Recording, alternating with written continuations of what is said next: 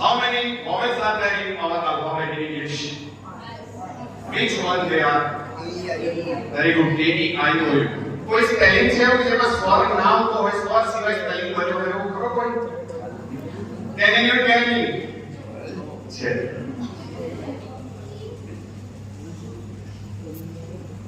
તમને બધાને આવડે છે અને બાકી ખબર છે. એસઆર તો આવડે છે, બધા બહુ નહીં આવડતો. હેલ્પ કરો. The word is start from W. Second word is H. Third word is Y. W-H-Y. Isn't it? તો અહીંયા જે સંકલ્પ છે એમાં આ વસ્તુ છે, તો સાચો માણસ બનીને જીવીશ. એનો અર્થ કે બધા માણસો સાચા માણસ બની જીવતા તો જ આ સંકલ્પ હોય. હવે એના માટે માધ્યમ શું? તો આ બધા માધ્યમ છે એના.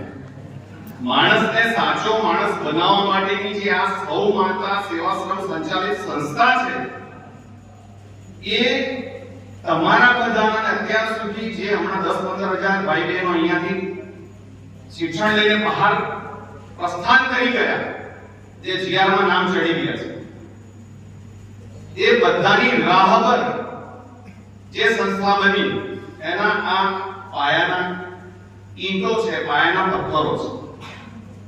એટલે સૌને આપણે જેટલા બંધન કરીએ તેટલા ઓછા છે.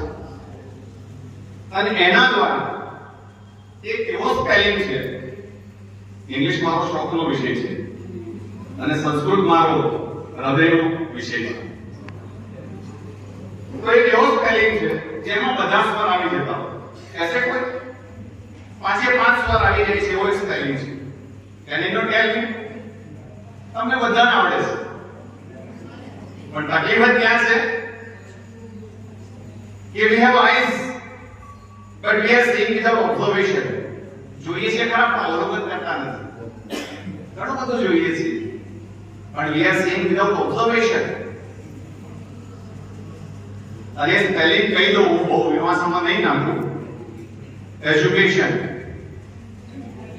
કેન યુ બોલશે કોઈ એજ્યુકેશનનો સ્પેલિંગ? બોલો બોલો. એજ્યુકેશન. આપણામાંથી કોઈ બોલો.